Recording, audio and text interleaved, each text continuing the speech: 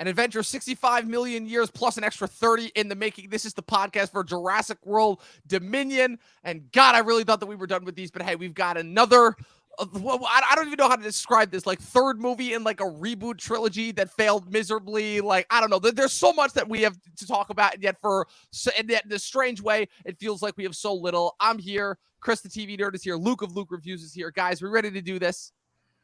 Dude, definitely, man. Let's do it. We got 24 seconds of an intro, then we'll be back for you with an hour of roasting Jurassic World Dominion. Well, as you say, Hollywood finds a way. So. That's really good. So all right, will let's we. do this.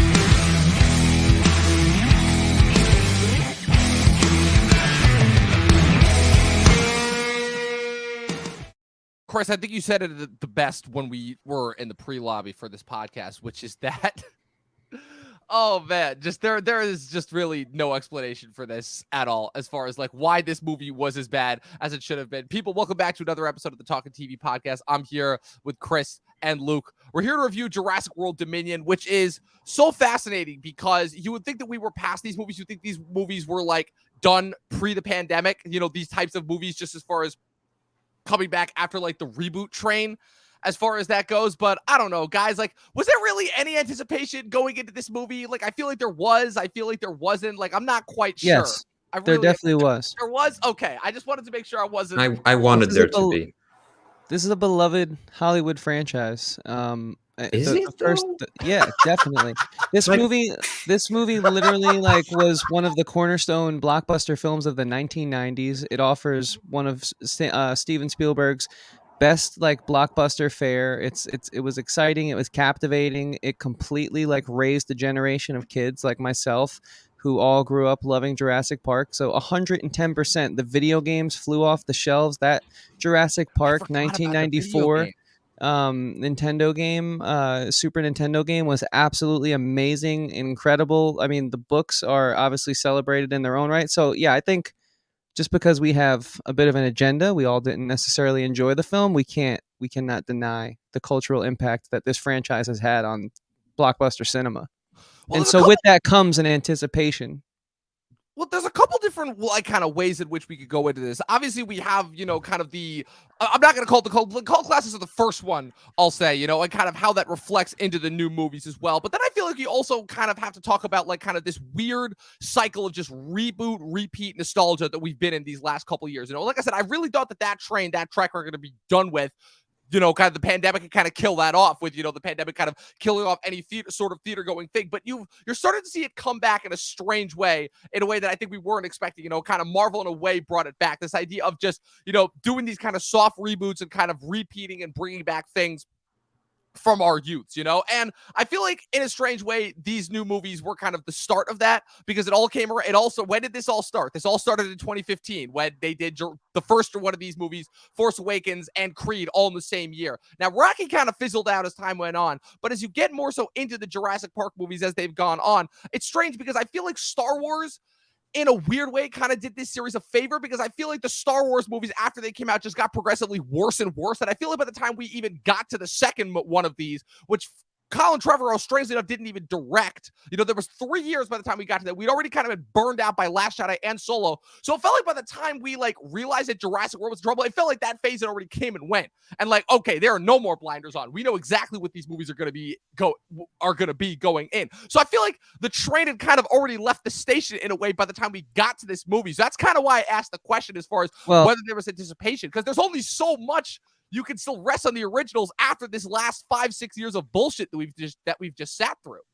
So Dom, I agree and disagree with you. I agree with you in the sense that people like us, who aren't the critics that are like super bought and paid for, who are more so fans first and foremost, but have like a high level of film education and have podcasts, independent podcasts where we get to come on and talk. Yeah.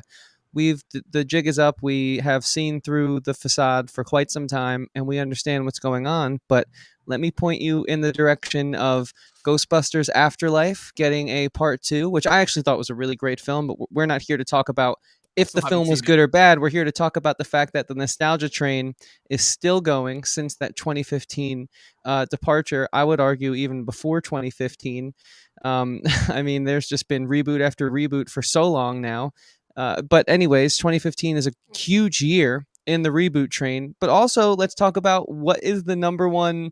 What did Luke say in the pre-lobby? His favorite movie of the year is a 36-year-old Top Gun reboot, Maverick, yeah. essentially a revival, not a reboot. Obviously, Which, by the way, Luke, this I'm is sorry a to say this. I'm sorry. continuation. You put that first Top Gun next to Top Gun Maverick. Aside from much more updated visuals, I couldn't tell you what the difference was between those two movies. I really couldn't. I was trying. That's I okay. really was. That's okay. I really was trying. I don't mind. And so I do want to hand it over to Luke here in a second, since I kind of just put him on blast. Now, I haven't seen Top Gun yet. I don't know if it's good or bad. I love the first one a lot. Dom knows that. It's a really fun film for me. So I'm really excited to go see Maverick. Life is finally calming down. But I think people like us are wishful thinkers, Dom. We would love for them to stop and get back to creating original stories, but it's not happening. And I remember watching this film. I think it was right when Goldblum's character hands I forget her name. Laura Dern. Yeah. Laura Dern's character, that little key Ellie card to get Sattler, in Ian Malcolm. to the factory. I remember thinking to myself, like, where, like, what is going is there on? anything original in the world left? I don't know. So Luke, a card. I think there was a smartwatch too. Was the worst part. yeah, I mean, I don't know. Luke, how do you feel about sort of what we're talking about? You know, Hollywood's neglecting to think of new stories and just comb, like, we're probably getting a Gremlin cinematic universe next. Oh, I mean, you know what I mean? Like, where's the new speak it into stories? existence, please. I would love that personally, but I'm just saying, like, Flubber Part 7's coming out soon. Like, they're just gonna, like, you know, I don't know, man. What do you think about all this, Luke? Yeah, I think you guys both hit the nail on the head. There's definitely a phase of recycling going on in Hollywood. It's higher than ever, and it doesn't seem to be stopping. And this only leads me to think, you know, are today's movies going to be recycled? You know, will we see I can't think of an example right now, but like just an example, like when are we getting like a Frozen live action? You know, just a Yeah, exactly. I mean, that kind Nicolas of thing. Cage is trying, but he's just one man. You know, he's just There's one only man. so much that one man can do. Yeah, exactly. Speaking of that, yeah, I don't know. So, like, how do you want to take this, Dom? Like, we should talk about the movie too. Well, but... I mean, my biggest thing is, I mean, Chris, we talked about Jurassic World, like, obviously 2 years ago when we did our Movies Turning 5 podcast. And, like, it's so strange kind of talking about that movie in hindsight, because it's like, I feel like that's one of those movies where it's like, you got it like, you know, there's always that kind of the in the moment thing. There's always that kind of being part of like the movement that it unintentionally helped generate. But like, then there's also like kind of the recap of the movie itself. And I don't know, Jurassic World has always been one of those ones where I'm like, I don't know, maybe it was just like kind of the age I was, maybe it was just, you know, the position where I was when I watched it, but I still for the most part really enjoy that first Jurassic World in a strange way, like, because if you can like kind of get past the fact of like, you know, the inherent stupidity of, okay, so just this other company kind of comes in and just picks up where John Hammond left off. I actually still think that movie was trying at the very least. I still think like kind of, I still think that this is the most overlooked aspect of that movie, which is where they were in a way trying to get to the fact of, okay,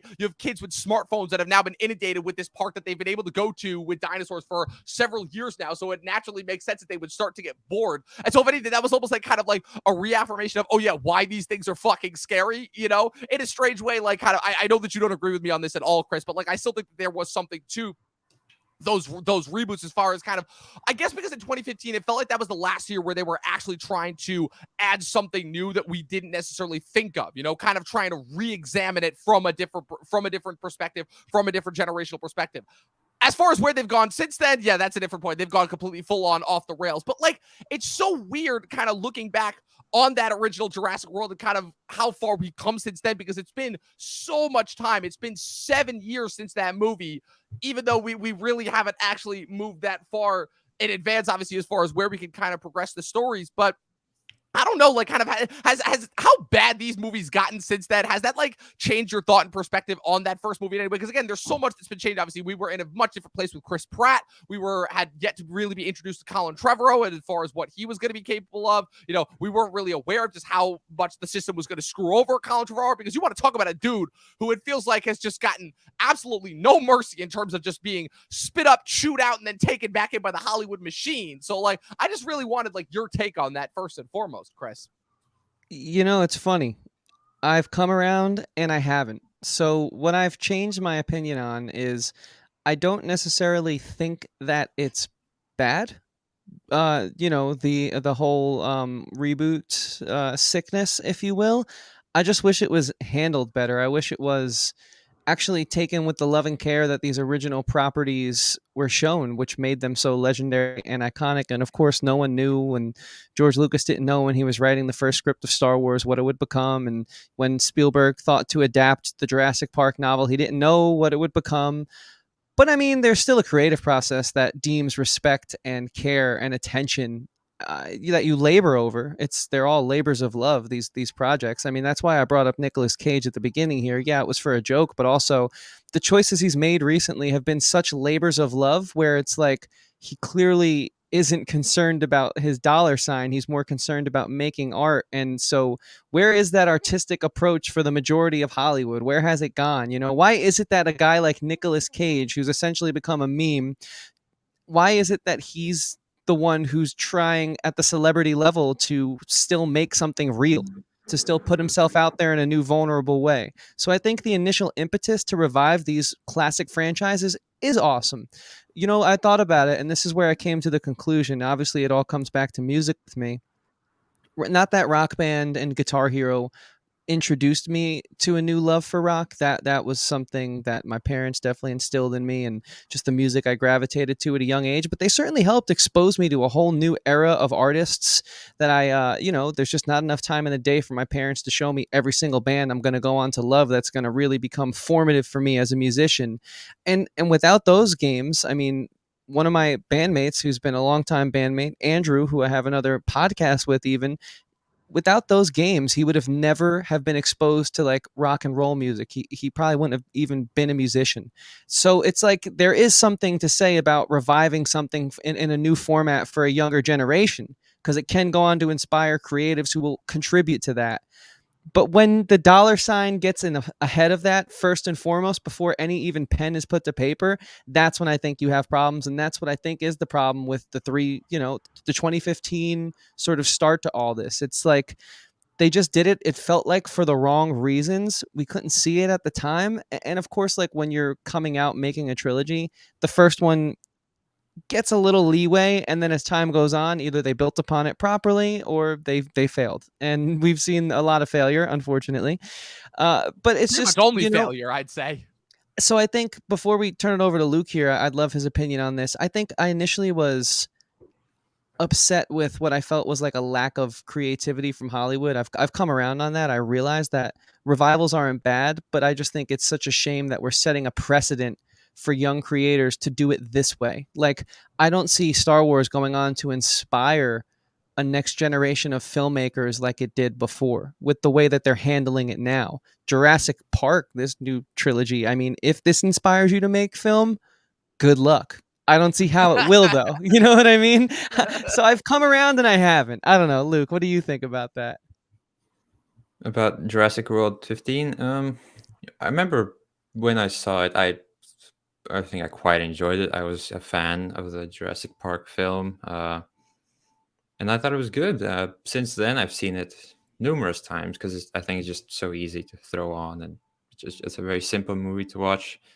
And I don't know if this was their intention, but I think it's better if you look at it as a satire. Like the biggest example is like, ooh, the Verizon Wireless presents the Indominus Rex. And like, that's like, yeah, it's ridiculous that how, and it's reflective of our own world, I think.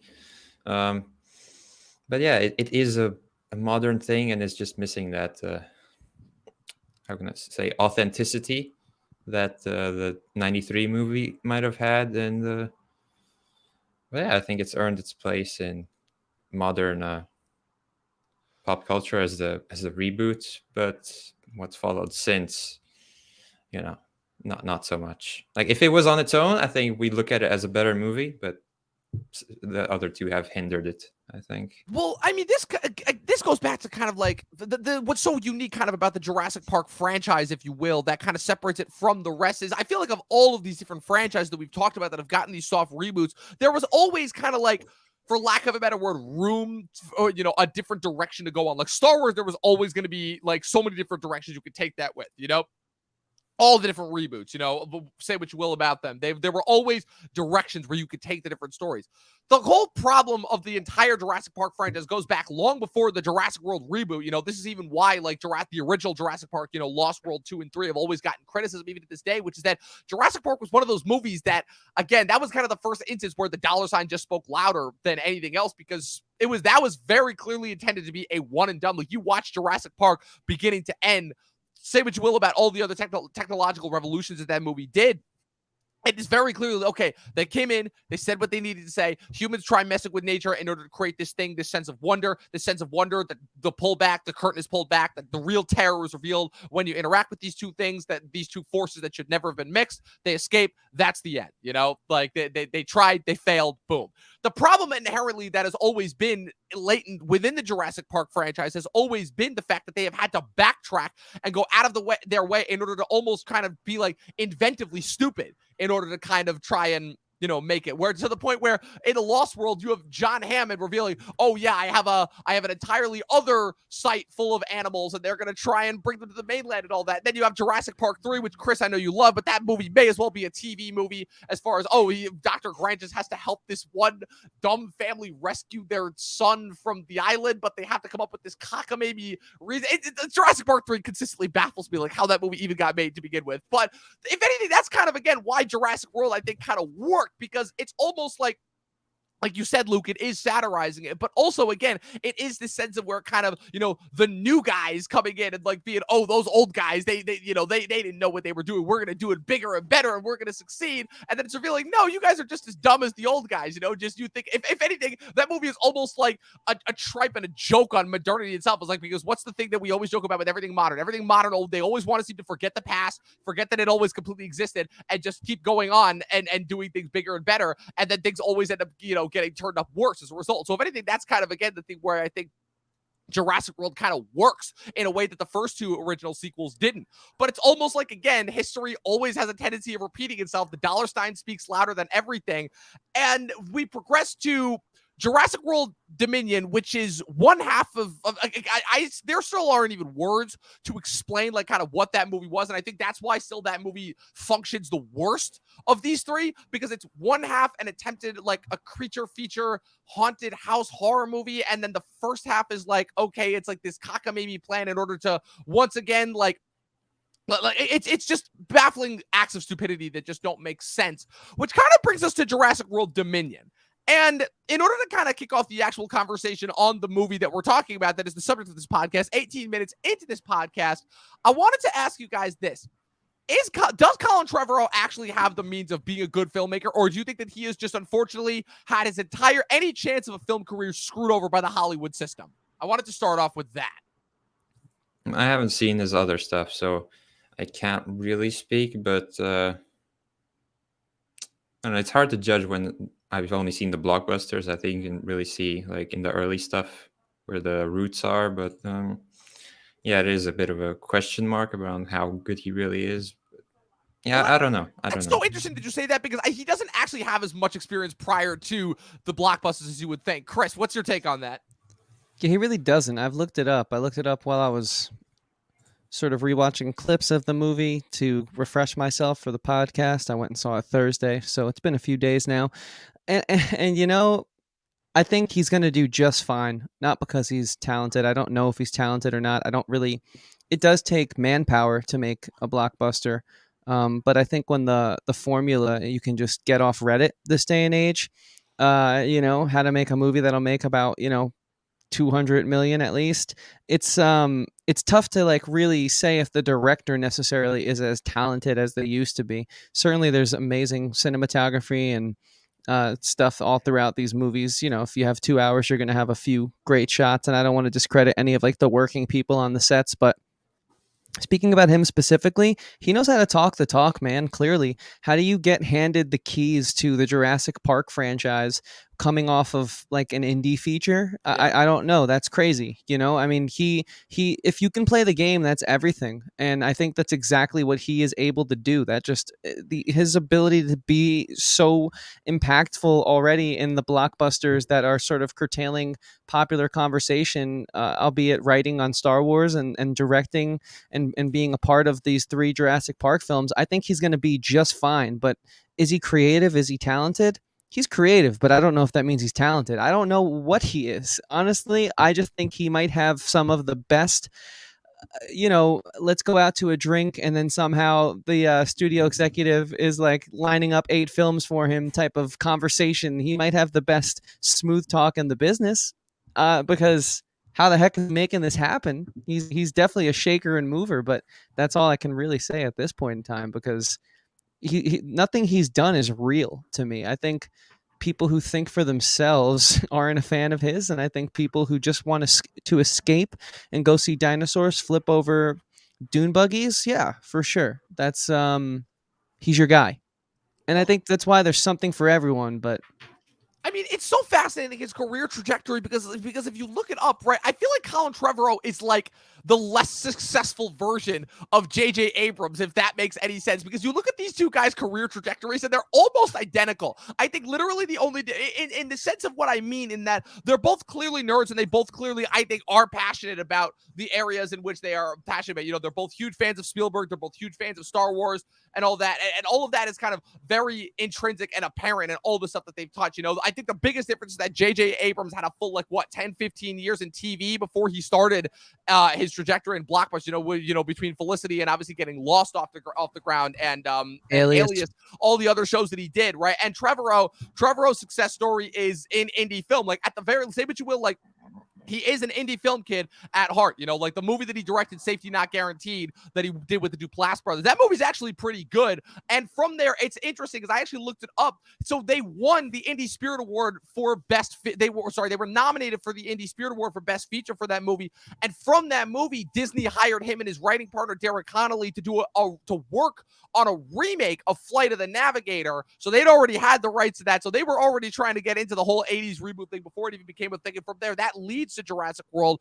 But I guess the thing that's so fascinating about Trevorrow is every time you listen to him in interviews, he always sounds like he knows what he's trying to make. Like if you act like he's one of those guys where it, like, you watch an interview with him, you're not watching like the typical, corporate paid for director where he's like, yeah, this is just a great experience and all these actors are so great to work for and all this. No, like he has like in-depth explanations as far as what he's trying to go for, and what themes he thinks he's trying to go for. But I think it's a case of where he thinks that he's smarter than he actually is, because it's one of those things where, okay, sure, you could sort of see the stuff that he's talking about if you like really, really tried, but a lot of the stuff is really just surface level. And I don't think he actually knows, unfortunately, what he's talking about. Case in point, and I think this is the biggest example of this fact, is that it's not with his first feature, Safety Not Guaranteed, where that was still very much a collaborative effort, and he was working with people who were a lot more experienced and knew a lot more than they were doing. Like I said, the Duplass brothers are both very, very talented at what they do. It's with his second indie film that he did in between the Jurassic World movies, The Book of Henry, which is a movie that was very, very original in its concept, but was so critically lambasted that it cost him a Star Wars job. Like, it's absolutely baffling to me how it happened, where he does Jurassic World. He is lined up to direct the the third Star Wars movie, prior to Rise of Skywalker. It was going to be called Duel of the Fates. Obviously, we did the whole script read for that. You guys can go check it out. It's still on the channel, available, our Duel of the Fates script read.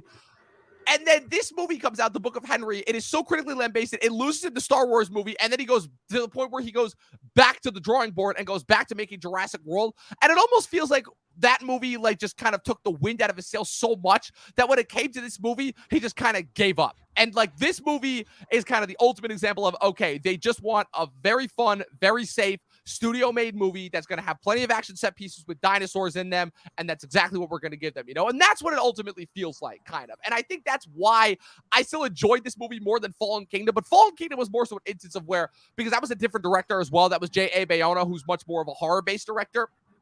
That movie, it felt like, wow, they were really swinging for the fences, and that was just a mess from start to finish, and they just really had no idea what they were going for.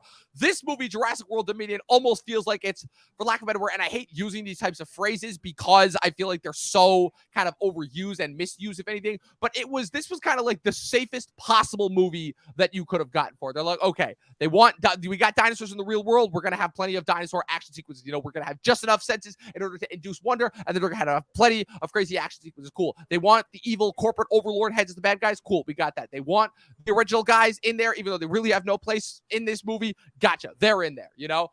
Chris Pratt and Bryce Dallas Howard. Okay, people were complaining about the fact that literally their only entire arc seemed to be, the fact that they were together and then not together, then together, not together. They're like, okay, now they're together. They're like a regular, just couple hiding out in the mountains, raising this weird clone girl. That's before we even get into any of the stupid stuff in the movie, which this movie has plenty of stupid stuff. Don't get me wrong, but it just felt like, for a movie that really, I think, had a chance to swing for the fences, and it's like, okay, even if we don't really have that much going for it, we have a lot of stupid shit that we can cook up, and we can really, really go for it. And man, they do have points of it in this movie, but it just feels ultimately like it's too safe and too cookie cutter and too formulaic based, which is crazy to say coming off of two movies that already felt like that. Yeah, totally. I definitely agree with so much of that. I think it's one of those things where maybe he was a little. I don't want to speculate. I like your though.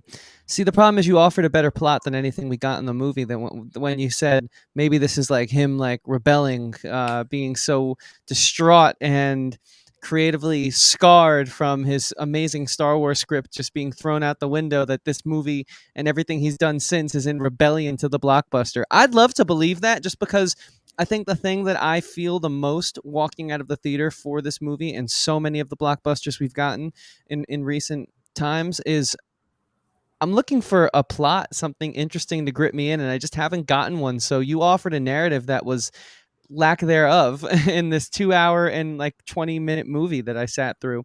Because if Chris Pratt is supposed to be this, I guess now CIA agent guy who I don't even can know what it's train, supposed to be. There's so who many can, different things that they're trying to tie back in and try and yeah, bring back around chronologically. They're like, oh, all the other ancillary characters from the last couple of movies, they're all working for the CIA now. You had brief references there, like Omar Sy's back. They brought back Justice Smith and Danielle Pineda from the last one, and they're just working for the CIA. Yeah, they're on Anyway. cleanup crew, and it's one of those things where they're just trying to clean up the mistakes of the first films. It's exactly what happened with the newest Star Wars trilogy. The only correlation is Colin Trevorrow being around for both of those. I don't know, but I'll just say this much: like, if Chris Pratt is supposed to be the CIA operative who can train velociraptors and is just the action hero of a lifetime, go look at the first two movies of this new trilogy. How could he not see someone in a pretty big Jeep that's sitting not too far away from them with like goggles watching them the whole time? I mean, do they always go left when they walk out of the house? Do they never go right? I mean, you're in a cabin secluded in the middle of the woods, hiding incognito style, like Luke's favorite guy, Walter White at the end of Breaking Bad. And it's like you gotta check your whole property, man. You can't always just go left. Like, there could be people coming for you. You have a clone. Like, you guys went full Alex Jones and abducted a clone, and like they're coming for her, and you only ever go left. You don't Yeah. ever go They right just out of your weren't in cabin. view of the camera. And it's just, yeah, I guess you would expose the crew. Yeah, that's the side the crew shoots on, and it's just like, I don't know. I mean, it's just, this was such a movie of convenience where it's like, okay, we got to separate them because we need two kisses in the last act. So we need the Alan Grant Laura Dern kiss, and we need the Bryce Dallas Howard Chris Pratt kiss. So we got to separate them both, get them together. Okay, great. We hit that Hollywood moment, but not in like a good way, like I was saying earlier, not like the trilogies that established the ones we're complaining about right now did. No, in the most force-fed, grass-fed way. Um, then it's like, oh, okay, so MacGuffin, Clone Girl, and Baby Dinosaur, so we can somehow bring Blue back into this because, yeah, that was a big part of the first one that we completely forgot about in the second. And it's just so much of this film was of convenience, and I gotta say, man, I am really, really excited to just get past the whole blockbuster binge that I've been on for the past few years.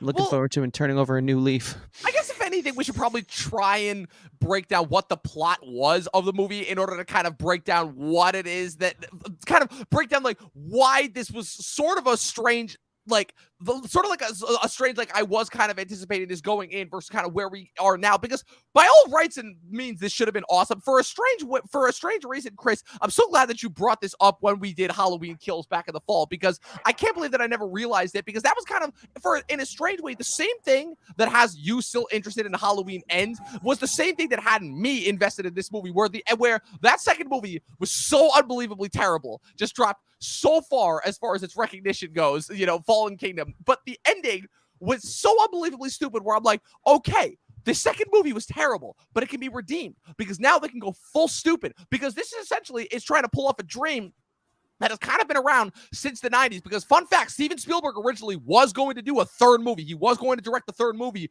where the dinosaurs got onto the mainland. And then during the filming of The Lost World, he realized that was fucking stupid and kind of just gave up halfway through. And then they put that bullshit second unit Godzilla-esque T-Rex rampaging through the streets of San Diego. I'm telling you, The Lost World, in hindsight, is like one of the best comedies I've ever seen. If you guys ever want to go back and give that movie another chance. But this was their chance. They're like, okay, this is us finally getting to do what Spielberg decided to just wasn't a good idea to begin with in the last one. Dinosaurs in the real world. We can just go full on stupid with this. We can finally expose the stupidity of humanity and show kind of the extinction of their race by doing this kind of like almost like faux like zombie-esque approach where you just have dinosaurs just wiping out people. And you almost had that. You had that at the beginning with that strange, weird, like National Geographic-esque documentary that they were doing about tracking all of the different dinosaurs and kind of where they were in the real world and like how people were kind of like having to adjust to them after obviously their escape into the mainland at the end of the last the one. Deadliest Catch promo with the crab boat. With the crab boat and the Mosasaurus, like all that stuff like was pretty interesting. And no, instead, what do? No, we have to have the evil corporate overlords. And this time, who's the villain? Okay, we bring back Louis Dodgson, which was again a plot device from the first one, as the Tim Cook stand-in this time. I'm like, okay, so that's the latest tech CEO that we're gonna try and attempt to parody in this movie, And you have so you have that subplot, which is him now having hired Henry Wu, who has just been around and kind of been weirdly transformed into a bad guy for the last two, and now he's all of a sudden like regretting some of his actions that he's done in the last two, where he is now attempting to find this strange clone girl from the last one in order to try and solve some sort of biological problem, because this company Biosyn, obviously, which were obviously revealed as, the rival for InGen from the first film, have also created this giant swarm of locusts for whatever reason that are like slowly destroying the world's population. They never reveal why they created these locusts. I thought it was for money. But they never said that. They never because said it. At the beginning, they said that they're not attacking the biosyn grain or whatever. So I thought, they're doing that to make money. But they never actually say that. They never actually say that. Maybe they forgot. And they never actually go through with it. But of course, that's just the thing of where it's like, plants. So naturally, that's how they bring back Ellie Sattler and Alan Grant. Because and that was kind of the one to go through where it's like, they forgot that one plot point, and that kind of exposes where it's like, this was only ever just a plot point in order to get the old guys back, And of course, they're brought in by Ian Malcolm, because Malcolm is what I think that this is like the funniest thing, because Jeff Goldblum once again is trying to carry this entire movie on his back, and it is not working, because when a movie can't even utilize Jeff Goldblum in the correct way, that's like a huge mistake there. Where Jeff Goldblum, you have him guest lecturing at Biosyn, but it turns out that he's actually been working covertly there in order to try and sabotage it from the inside. And so I don't know. So you have all of that as a setup as far as that goes. And what the movie ends up turning out to be is this, I feel like, wannabe like James Bond-esque continent hopping adventure where you have all these characters bouncing from continent to continent, going on all these weird, crazy adventures. They're in Malta, they're in the mountains in Italy, trying to solve all these mysteries and get through all this stuff. And I don't know, I feel like first and foremost, this movie just doesn't know what genre it wants to be. I feel like for the most part, the Jurassic Park movies have always consistently kind of been mired in horror. That's, I think, why they've always been successful as a blockbuster franchise more than anything else. I think that's kind of in a strange way, what saved the second half of that last movie. Like I said, I don't know if you guys have seen the last movie, Fallen Kingdom, but that movie truly is one of the worst movies that I have seen in the last couple of years. Just real swing and a miss there, aside from like the opening scene, which I thought was pretty cool. But this ultimately, first and foremost, felt like a movie that just didn't know what it wanted to be, first and foremost. Like, you didn't really have like the wondrous moment. Like, you had like the brief moment where, like, you know, you had all the like the one random brontosaurus just wandering in to the like that snow-covered like construction crew, and you had that one crew that was trying to like lure it away. And I'm like, I first of all, enjoyed that. I'm like, first of all, there are way too many dinosaurs that are just existing in just these snow-covered regions. And I'm like, aren't dinosaurs cold-blooded? Wouldn't they like die in this like kind of snow-covered realm? There's like a lot of science behind that, and like dinosaurs lived in colder climates as well. They're not all cold-blooded, but you know, that's all right. I guess that's a whole nother lecture. I guess the point that I'm trying to get at. I understand exactly, Dom. The movie never picked the lane. Yeah. They tried. It was. I think the impetus was, hey, you know, even though these movies are absolute terrible garbage, we're actually making good money on them. So how can we like really end this last one off with the bang? Oh, I know. Let's bring back the cast from the first one, because everyone does that now. Ghostbusters just did it. Afterlife was well received. Star Wars has been doing it. Creed, clearly, you know, it speaks for itself right there. So why don't we just bring the old guys back? I know we got a little Jeff Goldblum in the last one, but that was a tease because he's going to be the ultimate plot device of all plot devices in this new one. So let's cook this up. We take an extra long amount of time in between movies so we can make this extra juicy in regards to like really building, this out and making it just a great finale. And I think these are the conversations that Trevorrow had where the studio execs were like, we know you want to do something creative, but no, hear me out. Let's make money. And then, you know, they got us right where they want us. And I think that's exactly what it is. They gave us that Jurassic short film. I think it was 2.5 years ago now. Yeah, Black Rock or Bad Rock, whatever that thing was called. Yeah. Which was amazing, which is what the direction I was hoping we would go in, but it wasn't. And you know, that's where the art lives, in the more independent sector of things. Even when the studio's putting out the short film, that's just a taste. They're saying, hey, we know it could be awesome, but guess what? That's not what we're going to give you. What we're going to give you is member berries, because that's what we know you want, because our research and marketing shows that's true. So yeah, that's why I'm excited to take a break from blockbusters, because I believe in, you know, sort of voting with your dollar. I don't think many will join me in that front, but I don't really plan on, ruining any more of my childhood franchises. There's not many left. Gremlins might be one of the only ones, is the joke I brought up in the beginning of this. So I think I'm just going to steer clear of an E.T., right? If they remake E.T., I'm out. I'm not going to see that, even if it's good. I don't want to taint the legacy of the first one. It was a movie I grew up with and I enjoyed quite a bit. But we'll see, because they're probably already working on it, you know? So yeah, that's just kind of where I'm at with it, man. I think it's like, how can you talk about this film? Everything was like forced. Everything felt phony. Everything felt fake. It was just so convenient all the time throughout the entirety of it. Like that one scene at the end where Goldblum comes up to the gate. They're on the other side and he needs to let them in because that weird looking dinosaur was going to come get him. And he's like, there's a password? I didn't know there was a password. That was like insert Disney joke moment, like we saw in Star Wars so many times and other films. And of course, the dinosaur were like so fast up until that point. It's just taking a sweet time walking up to them. So they just open the gate and they get on the other side. And it's like, haha, you stupid dinosaur, you were too slow. Really, you're super fast, though, because we just saw you move quickly. But you just knew to give Jeff Goldblum time to open the gate. It's like, this movie should be taught in film schools, as should many films that we cover on this podcast, and what not to do. Like, if you want to learn how to make art, then you should dissect the bad movies, and I think this is just one of those. You know, I think for me, the biggest thing kind of coming out as to why like this just missed on the forefront, because even the last one I think had moments where I'm like, okay, these movies are terrible, but at the very least they have some moments that are so unbelievably stupid that I can just kind of get on board with that.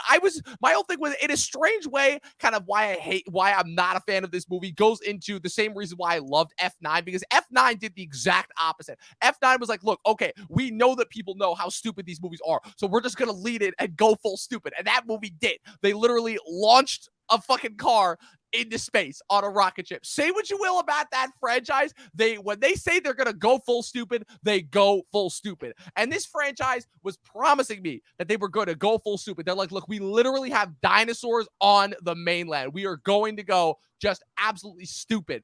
And they did it. Like, you have like an entire like Jason Bourne-esque dinosaur chase sequence in the middle of Malta where they literally use a steel pipe to knock out like with killer velociraptors being directed by laser pointers or whatever those things are, that the velociraptors getting knocked out by steel beams like a freaking Charlie Chaplin chase. I'm like, this should be incredibly stupid and hilariously entertaining, and I should be cheering as far as how stupid, but I'm just bored. I'm just bored watching it ultimately, and that should not be the case. I feel I'm like, look, they were like, this is very clearly the case of somebody who wanted to make a good movie at one point, realized the studio system that they were in was not going to let them do that, and kind of just gave up. And that's really disappointing because I'm like, look, man, you clearly had a vision for this at some point. You know, you clearly knew where this wanted to go at some point, you know. And it sucks because there are also a few of the people in here who are trying, like, this goes into like a little bit of like, you know, some of the agendas that Hollywood's trying to push recently as well, where Bryce Dallas Howard, strangely enough, is probably like the most enthusiastic I think that she's ever been in any one of these movies. You know, Laura Dern, I think, is trying at the very least, you know, because Laura Dern has had this weird spot where she's been like kind of like catapulted up to A-list status, but almost weirdly like by default. It's not really like how she's earned it, because Laura Dern has been one of those actresses that's been in genre for a majority of her career. Some really, really amazing genre features, you know, obviously going back to that original Jurassic World and all the David Lynch movies that she's done. But it feels like now she's being catapulted up to this status, and it's like, I don't necessarily feel like you've earned it. And then you have Sam Neill, who's just there for a paycheck, completely enough. I feel like, again, where this movie screwed up the two biggest spots. One, with having the precocious kid in there who is just boring and not a good actress at all, which leads into one of the most hilarious subplots I think I've ever seen. And this was one of those subplots that almost was so stupid that it almost saved the movie for me before we got back to like the regular dino stupidity. But for me, it's like, so first off, Goldblum can't even save this when Goldblum has consistently been the best, and he is trying, but now it feels like, again, Goldblum has just been like completely hijacked by Disney, and now it's like, wow, they can't even use him. And honestly, for me, the biggest disappointment is Chris Pratt. For Chris Pratt, it's like, dude, not even like 7 years ago, this dude was like one of Hollywood's A-listers, and now has almost become like, unless it's like, you know, seeing him back as Star-Lord in the Guardians of the Galaxy movies, it almost feels like it's like a chore. Like, he doesn't even want to be there. It's like, we used to watch Chris Pratt movies because we knew that he was always going to be reliably hilarious, reliably charming, and now he's just like another boring, generic action hero who does like, you know, stuff like the Tomorrow War, and he's like in CIA, Navy SEAL stuff. And I'm like, I don't know,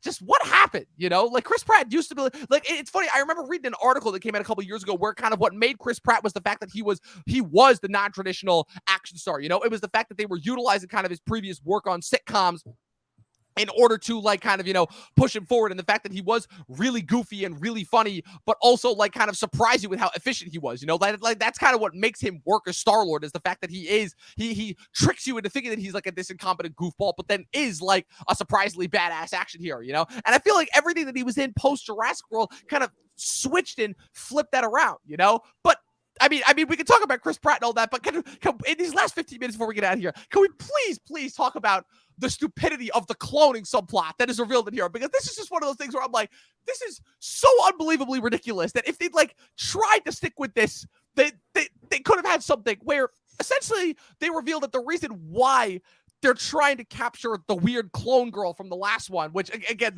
her reasoning for letting the dinosaurs live at the end of the last one is so unbelievably stupid that I'm like, okay, this is hilarious. Where Dr. Wu, who has slowly been transformed into like this weird mad scientist character throughout the course of these last two movies, reveals that he needs the clone girl character because her mother inserted herself, like reworked her DNA with like dinosaur DNA so that she spontaneously was able to reproduce. And so as a result, this girl has magical super DNA that is going to allow them to fill in different gaps in human genomes in order to like cure things. And it's like one of those things where I'm like, okay, if they had focused on that, I'm not saying that movie would have saved, but it's like that right there. I'm like, okay, that right there, that's something where I'm like, okay, it's stupid movie bullshit, but that's stupid movie bullshit that I would actually like want to watch, you know? Not this. Well, yeah, this movie completely glossed over the fact that they cured cancer. Yeah, which exactly. is like, that's crazy. Exactly. But I'll just say this much, Dom. If they focused on anything, this movie would have been slightly better.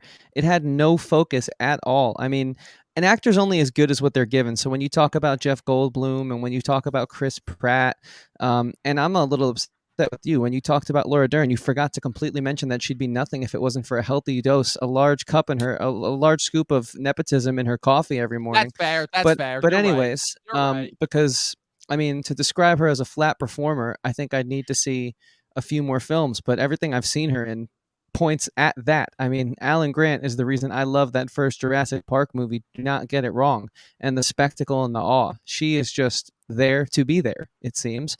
She hit the quota of love interest back in the 90s, right? And that's just how it was and how it still is, because Bryce Dallas Howard is completely underutilized in this film, someone who I actually thought was pretty awesome in the first two films, considering all the problems it had, and someone who's actually directed some episodes of The Mandalorian that I actually like. There aren't many. So I am a fan of hers, and I'm just a fan of, most of these actors, and it's just a shame to see them be so underutilized, because when you talk about Chris Pratt, when you talk about Jeff Goldblum and all these guys, an actor can only go so far. There's a reason why there's all those names, and I know you guys know this. I'm just saying there's a reason there's all those names at the end of a film. Actors work with what they're given, right? Unless it's like a situation with where The Office, where sometimes they're allowed to improv. For the most part, you got to stick to the script. So there's only so much Chris Pratt ever could have done. He wasn't really given any opportunities to employ that charm. And that's why I talked about Nicolas Cage making those choices in the beginning of this podcast to take on more creative roles. Now, some of them I haven't enjoyed as much recently, but at least he's taking roles that challenge him and push him. Chris Pratt could make better choices, but there is a huge dollar sign here. This movie is doing great at the box office. It had an awesome weekend. I think it made like something like 148 million. That's not bad, and it's going to obviously probably clear its expenses, and it's going to be the lowest grossing they estimate of the three, but this new Jurassic Park franchise was in the green. At the end of the day, they will have made more money than they spent on it. So what are they probably going to do? Wait 5 years and bring back some dinos. So I don't know, Luke. What's your, as we're sort of wrapping up here and making our way towards the end of this podcast? What's your take on pretty much what Dom and I have just been saying? I think you can make an analogy out of this movie and this trilogy out of the way the mosasaur is used in this trilogy. It is one of the coolest dinosaurs out there. It's the deadliest sea monster to ever grace the planet, and it just never used to its full potential. And it's kind of like this movie, in Jurassic World, and like we're in Italy for most of it. There were definitely elements I enjoyed in this. I enjoyed seeing the variety in dinosaurs. There was one especially which I recognized from BBC's Walking with Dinosaurs way back when, which I've seen too many times as a young boy. So there were elements I enjoyed, but mostly it was just, is this really it? Is this the epic conclusion? And I felt like the focus wasn't even on the dinosaurs, and in this dinosaur movie, why are we focusing so much on this locust subplot? And I don't know. It's just like this disjointed story. About dinosaurs, there's a whole lot of focus on locusts and bugs and wildlife. And I'm like, well, why do we care about this? Yeah, it's like around when Sadler and Grant are going into the lab to like get a sample or whatever. I'm like, okay, so how much are we gonna spend time on this, and when are we gonna get back to the dinosaurs? And when we do get back to the dinosaurs, I think that's a big problem with the movie. It's very repetitive.